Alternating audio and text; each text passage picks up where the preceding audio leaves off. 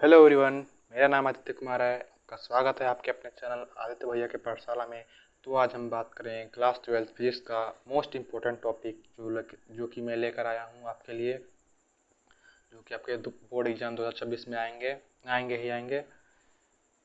तो आप इसे पूरा वीडियो इस वीडियो को आपको पूरा देखना है, इसे स्किप बिल्कुल ना करें, आपके लिए बहुत ही महत्वपूर्ण है।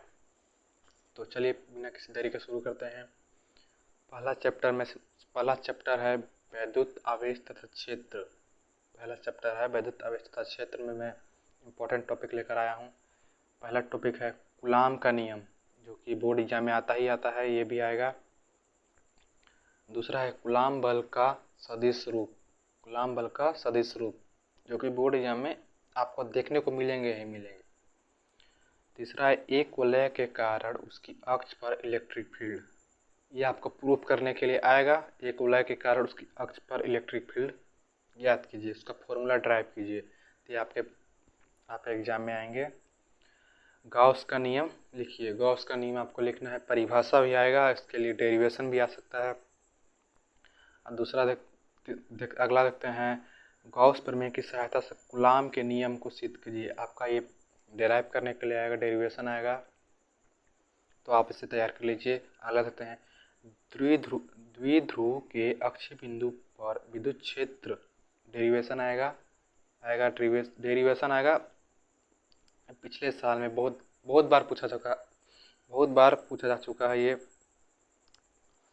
निरक्षीय बिंदु पर विद्युत क्षेत्र डेरिवेशन, ये भी डेरिवेशन आएगा।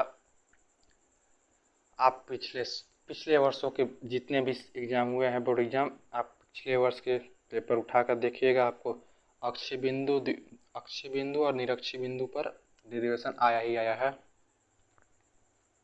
तो आप इसे तैयार कर लीजिए। अगला देखते हैं विद्युत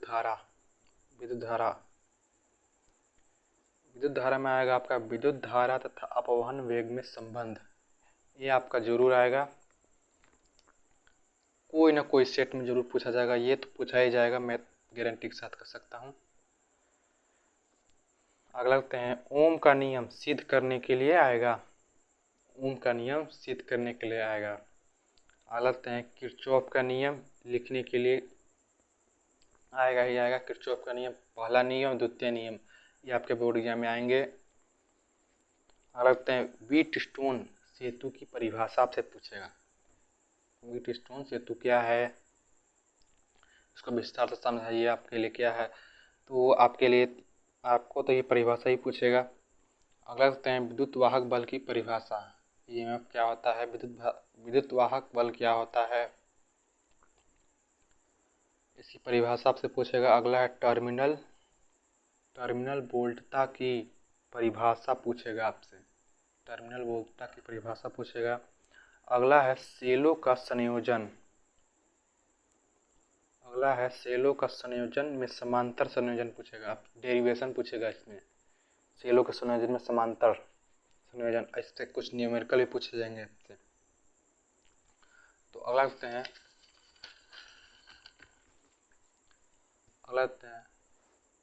गतिमान आवेश और चुंबकत्व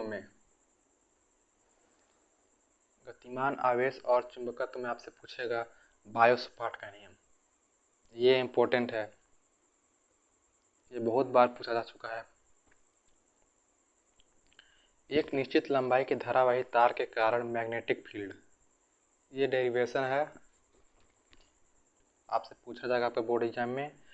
धारावाही वलय के कारण उसकी अक्ष पर मैग्नेटिक फील्ड, धारावाही वलय के कारण उसकी अक्ष पर मैग्नेटिक फील्ड। गतिमान आवेश चुंबकत्व में है, वैद्युत तथा आवेश क्षेत्र में भी है। धारावाही वलय के कारण उसकी अक्ष पर इलेक्ट्रिक फील्ड पूछा है, इस पर मैग्नेटिक फील्ड पूछा है।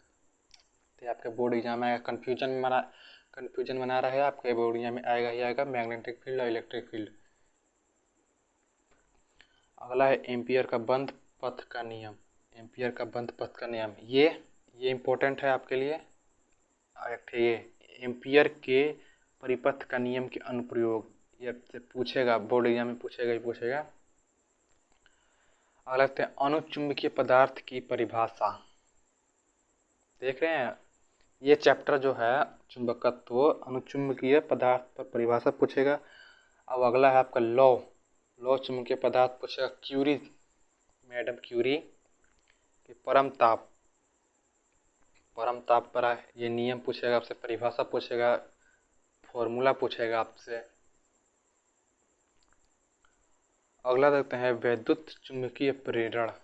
वैद्युत चुंबकीय प्रेरण में आपसे पूछेगा, फैराडे का नियम लिखने के लिए कहेगा। फैराडे का नियम का परिभाषा पूछेगा आपसे, ये कैसे आया, क्यों आया, डेरिवेशन पूछेगा आपसे। अगला है लेंज का नियम। लेंज का नियम भी इम्पोर्टेंट है, ये भी बहुत बार आ चुका है बोर्ड एग्जाम में। स्वप्रेरण का परिभाषा, स्वप्रेरण का परिभाषा पूछेगा आपसे। अगला है अन्योन प्रेरण पर परिभाषा। अगला है एलआर परिपथ, ये जो कि बहुत ज़्यादा इम्पोर्टेंट है, वेरी वेरी इम्पोर्टेंट है। ये पूछा जाता है हर सेट में, ये आता है हर सेट में पूछा जाता है। ये एलआर परिपथ क्या आता है, एलसीआर परिपथ क्या होता है, ये मैं आपसे अगले वीडियो में बात करूँगा।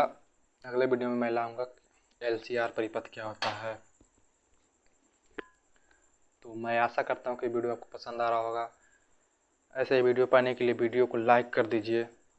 अगर कोई भी दिक्कत आती है, कोई समस्या आती है तो कमेंट करके मुझे बताएं, मैं उस समस्या का निवारण करूँगा। तो मिलते हैं अगले वीडियो में।